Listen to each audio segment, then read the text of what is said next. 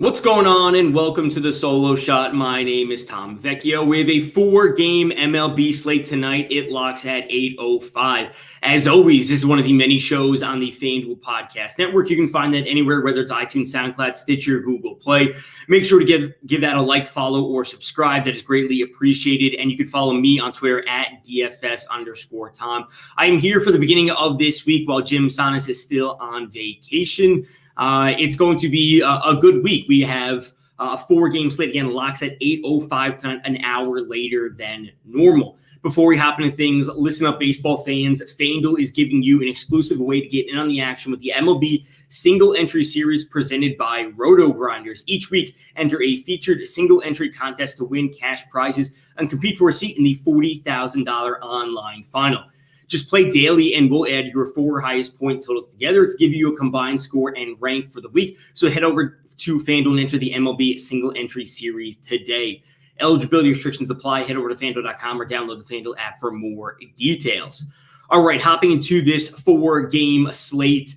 Again, locks at 8:05, an hour later than normal. And immediately from the jump, we are dealing with some weather. Last week was pretty clear of weather, but it is not the same to start this week. The game at Wrigley Field tonight, the Brewers at the Cubs, has a good chance to be impacted by rain. And ultimately, I would not be surprised if this game ends up being postponed early. Now, if this game does play, we should note that there's strong wind blowing out, which has always been a benefit to hitters at a stadium like Wrigley. So the Brewers at the Cubs is, we'll get into the pitching options there, but this game can be severely impacted by weather. Now, if it does play again, the wind blowing out is good. We have some pretty strong wind blowing in at Minnesota where the White Sox are visiting. We will look at a pitching option there as well, wind blowing in. And then we have some wind blowing out for the Yankees visiting the Kansas City Royals. And then finally, Marlins at San Diego. That game, no weather issues. It's San Diego after all. So 3 games with wind. One of those 3 games we are dealing with some heavy rain potential in Chicago. Now, let's jump into the pitching options on tonight's slate. There are 3 aces on tonight's slate, led off by Freddie Peralta at $10,200, Lucas Giolito at $9.5, and then Joe Musgrove at $9,000. Now, immediately, Freddie Peralta is the most expensive option at obviously at 10.2.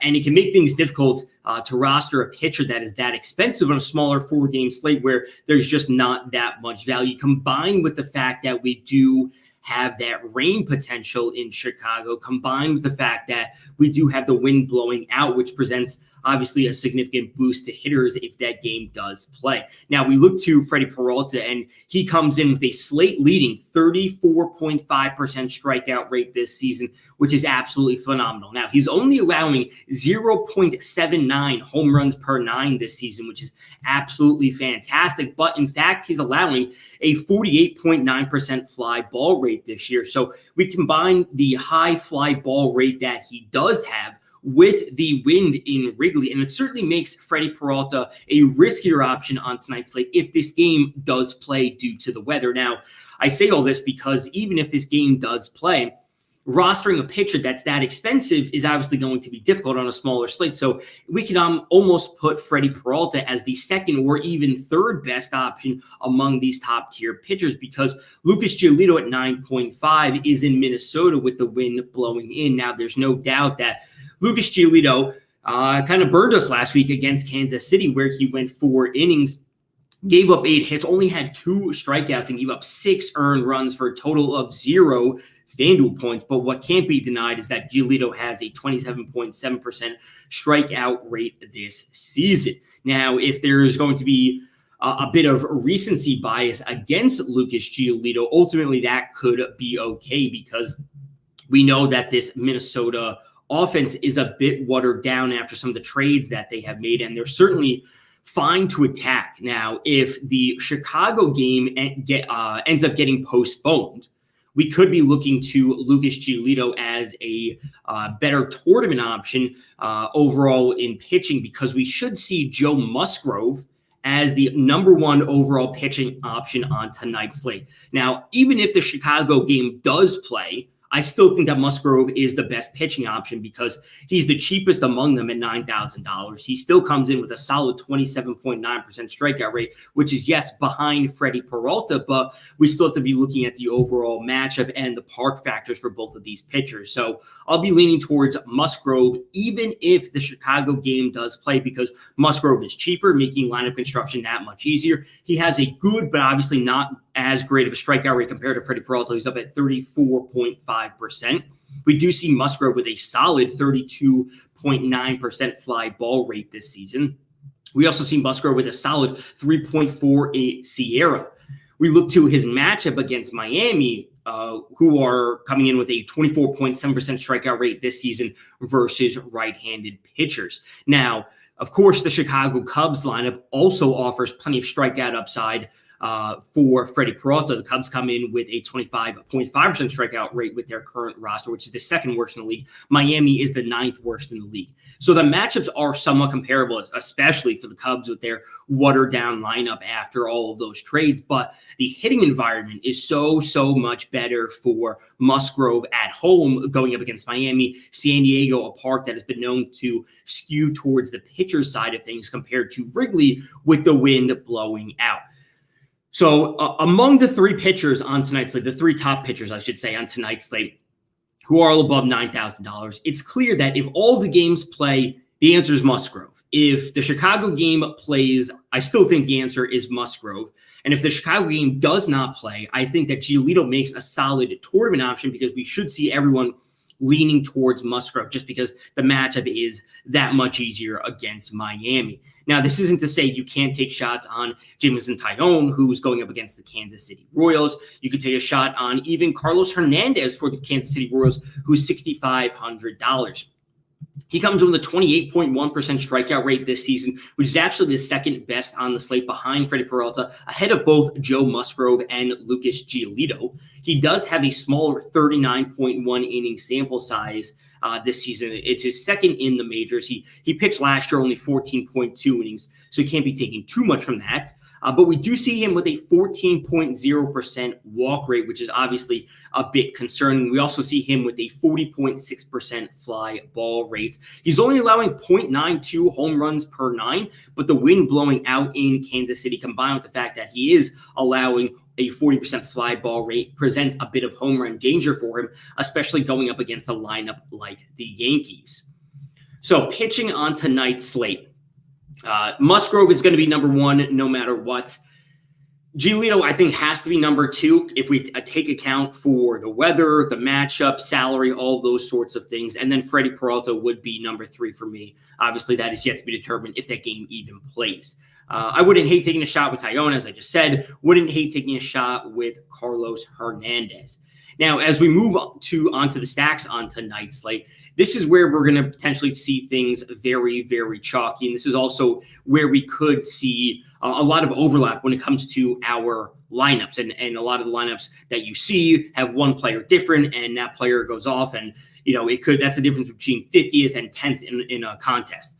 Now, when it comes to the lineups or the potential targets on tonight's slate, Chicago makes an obvious answer. They are expected to get Luis Robert back in their lineup. He's been out since the beginning of May, making their lineup a bit more dangerous. He comes in at $2,000. He is the minimum salary on FanDuel. He is expected to be activated from the 60-day IL today. Going up against Minnesota. Minnesota will have Beau Burrows opening for the Twins, but he will not be their starter.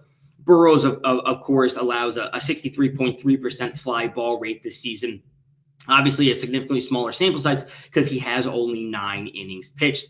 Ultimately, we're not going to be too worried about the Minnesota bullpen, but we still should be considering the White Sox as a very, very solid option with all the power that they have, which we saw on display last night against the Cubs. Now, we can be looking to Jose Abreu, of course, as a solid option. We can be looking to Yohan Mercado, Andrew Vaughn, whoever it might be, and then add in Luis Robert at $2,000, and he makes getting up to one of those expensive pitchers over $9,000 that much easier. So certainly going to the White Sox, I think, is a very, very viable option on tonight's slate, and ultimately should be one of, if not the best hitting stacks on tonight's slate, depending on how the game in Chicago at Wrigley Field goes. Because if that game does play, then we, of course, want to be looking to the Milwaukee Brewers as an option going up against Alec Mills. Now, Mills isn't a big strikeout pitcher, only coming with a 16.4% strikeout rate this season. We know that the Brewers certainly have some power in their lineup.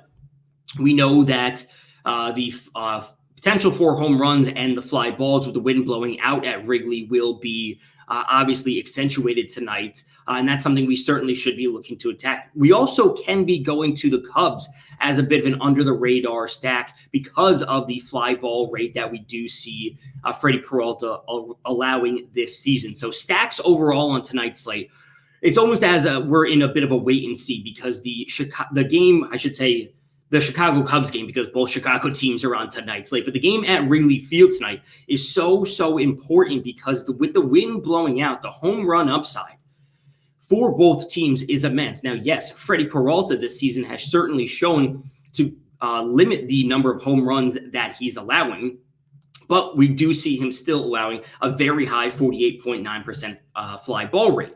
So the Chicago White Sox, as of now, are certainly shaping up to be one of the top overall stacks, including the game in Wrigley Field.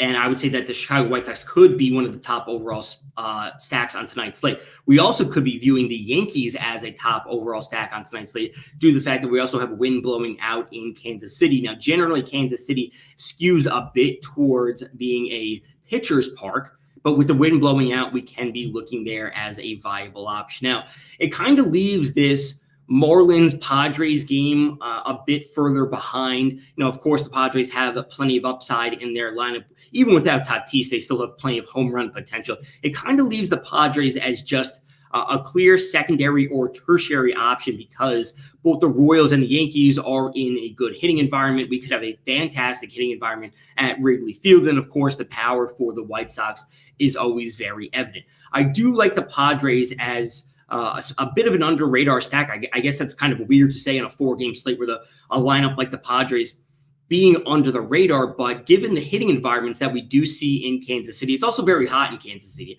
I don't know if I mentioned that at the beginning, but we do have not only wind blowing out in Kansas City, but it's also expected to be very hot there. So it should be a good hitting environment overall. And yes, I do think that going to Kansas City, attacking a pitcher like Jameson Taillon is actually an option. So I know I'm running through multiple teams here. I've talked about the Twins. I touched on the Yankees. Of course, they have plenty of power upside, but attacking Jameson Taillon shouldn't be that bad of an option right now. Yes, he does have a 47.4% fly ball rate this year. He's only allowing an 11.9% home run to fly ball ratio this year, which is below the league average. So given the wind blowing out, the extra temperature in Kansas City, we should see him due for a bit of negative regression when it comes to his home run to fly ball ratio.